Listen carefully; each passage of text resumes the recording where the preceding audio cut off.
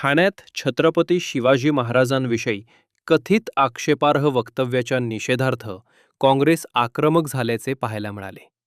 धीरेंद्र कृष्ण शास्त्री उर्फ बागेश्वर बाबा यांच्या विरोधात ठाणे काँग्रेसने जोरदार आंदोलन छेडत संताप व्यक्त केला. शिवरायांचा अपमान करणाऱ्यांना महाराष्ट्रात स्थान नाही असा इशारा देत कार्यकर्त्यांनी घोषणाबाजी केली.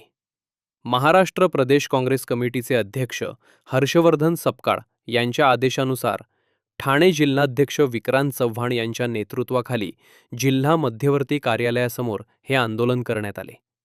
आंदोलनादरम्यान शिवरायांचा अपमान चालणार नाही, भोंदूबाबा हाय हाय, भाजप सरकार होश में आओ अशा घोषणांनी परिसर दणाणून गेला.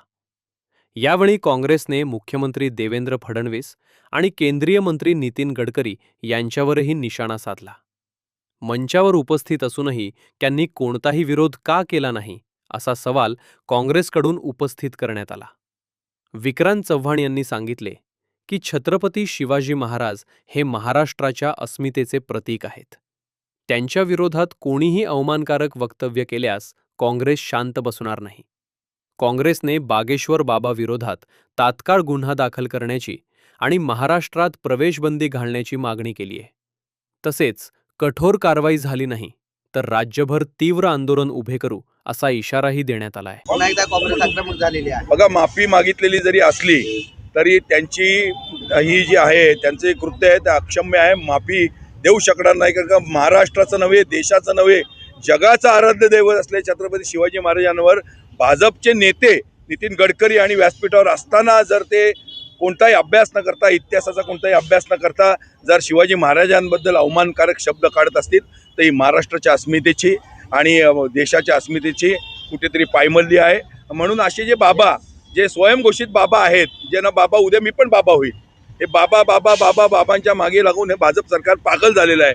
पहिला रामदेव बाबा आला, नंतर आसाराम बापू आला, नंतर मग श्री श्री रविशंकर आला, आता खोरात बाबा आला आणि आता हा काय बागेश्वर बाबा. या बाबा आणि बायका स्मृती इराणी आणि कंगना रनौत, इकडे काय चित्रा वाघ आणि आणखीन कोण कोण, या सगळ्या बायकांच्या आणि ती गोरे, ह्या बाबा लोकांच्या मागे लागायला आणि आता मुंबईच्या महापौर या बाबा लोकांच्या आणि बायकांच्या मागे लागून हे भाजपवाले पागल झालेत, हे RSS वाले. आणि सर्वात महत्त्वाचं वाईट असं वाटतं की नितीन गडकरींसारखा माणूस, गडकरी साहेबांकडनं ही अपेक्षा कधीच नव्हती. वास्तविक त्यांनी तिथेच त्यांना थांबवलं पाहिजे होतं. आणि त्यामुळे हर्षवर्धन सपकाळ साहेबांनी जो हा एल्गार पुकारलेला आहे की जागोजागी त्याचा धिक्कार करा, तर ह्या धिक्कारातून आमची मागणी आहे, हा बागेश्वर बाबा महाराष्ट्रात कुठेही पाय ठेवता कामा नये. ठाण्यात तर बिलकुल ठेवू शकणार नाही. ठाण्यात ठेवला तर त्याच्या तोंडाला काळा फासल्याशिवाय आम्ही राहणार नाही. आणि सर्वात महत्त्वाचं, गडकरी साहेबांना आणि भाजपला मला हा प्रश्न विचारायचा आहे की बाबांनी जेव्हा शिवाजी महाराजांबद्दल असं चुकीचं वक्तव्य करतात तर मग त्यावेळेस भाजप गप्प का? खरात बाबावर गप्प, रामदेव बाबावर गप्प, नंतर इतर काही महिलांवरती अत्याचार आहे, बेरोजगारी आहे, सोन्याचा वाढलेला भाव आहे, डिझेल पेट्रोलचा भाव आहे, आज देशामध्ये गॅस टंचाई आहे, देशामध्ये बेरोजगारी आहे, भ्रष्टाचार आहे, महिलांवरचा अत्याचार आहे, लहान मुलांवरचा अत्याचार आहे, आरोग्यविषयक धोरण खोळंबलेलं आहे, शैक्षणिक धोरण खोळंबलेलं आहे, देशाच्या सुरक्षतेचा प्रश्न निर्माण झालेला आहे. पाकिस्तान जाऊन त्या ठिकाणी ट्रम्प बरोबर मध्यस्थी करतो, भारत मात्र चिडून आहे.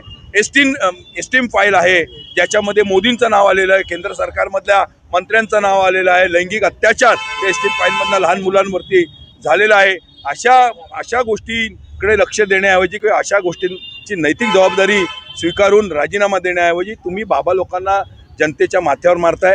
हा बाबा लोकांचा जमाना नव्हे, हा बेबी लोकांचा जमाना आहे, लहान मुलांचा जमाना आहे, लहान मुलांच्या भविष्याचा प्रश्न आहे. छत्रपती शिवाजी महाराजांच्याकडेच बघून आपली लहान मुलं आणि आपल्या देशाचं भवितव्य घडतंय. छत्रपती शिवाजी महाराजांची जो कल्चर होता, जी संस्कृती होती, जी शिकवण होती, ती लहान मुलांना शिकवण्याऐवजी जे छत्रपती शिवाजी महाराज असतील, इतर आपले जे नेते असतील, इतर आपले जे ऐतिहासिक लीडर असतील, स्वातंत्र्य सेनानी असतील, पंडित नेहरू असतील, महात्मा गांधी असतील, सरदार वल्लभभाई पटेल असतील, शहीद भगतसिंग असतील, यांची शिकवण देण्याऐवजी जर बाबा लोकांच्या मागे लागून जे भाजप सरकार पागल झालेलं आहे. खरातमध्ये चाकणकर ताईला वाचवायचा प्रयत्न चालू आहे, सुनील तटकरेंना वाचवायचा प्रयत्न चालू आहे. या खरात प्रकरणाने संपूर्ण देशाची पायमल्ली आणि महाराष्ट्राचं हे मलिन केलेलं आहे. शिंदे सरकारचे कितीतरी मंत्री ह्याच्यामध्ये गुंतलेले आहेत. स्वतः शिंदे सरकारचे फोन या खरात बाबाला गेले आणि यामुळे लक्ष विचलित करण्यासाठी मग कुठेतरी आरक्षणाचा मुद्दा आणतात, धनगर समाजाचा मुद्दा आणतात, मराठ्यांचा आरक्षणाचा मुद्दा आणतात, ब्राह्मणवाद उफाळून आणतात आणि आता हा बाबा म्हणजे कुणीकडून देशाचं लक्ष ह्या सर्व जटिल प्रश्नांपासून विचलित करून निवडणूक आयोगाला हाताशी धरून, न्यायालयाला हाताशी धरून, पोलीस यंत्रणेला हाताशी धरून हे प्रयत्न करतायत. पोलीस यंत्रणेवरती दबाव टाकतात, न्यायालयावरती दबाव टाकतात आणि एस्टीम फाईलमध्ये झालेली बदनामी झाकण्यासाठी, या देशाची मलिन झालेली प्रतिमा झाकण्यासाठी हे सगळं भूत उभं केलेलं आहे. अक्षम्य आहे. आम्ही असल्या बाबा लोकांना आणि जोपर्यंत अशी कृत्य घडत राहणार तोपर्यंत काँग्रेस नेहमी रस्त्यावरती उतरून याचं आंदोलन करणार आणि लोकांमध्ये जागरूकता पसरवणार. सर, काँग्रेसचे नेमके किती गट आहेत ठाण्यामध्ये? कारण काल देखील याच विषयावर आंदोलन जेवढे झालं. तुमचे गट आहेत पत्रकारांचे तेवढेच काँग्रेसचे गट आहेत. गटातटाने काँग्रेस वाढते.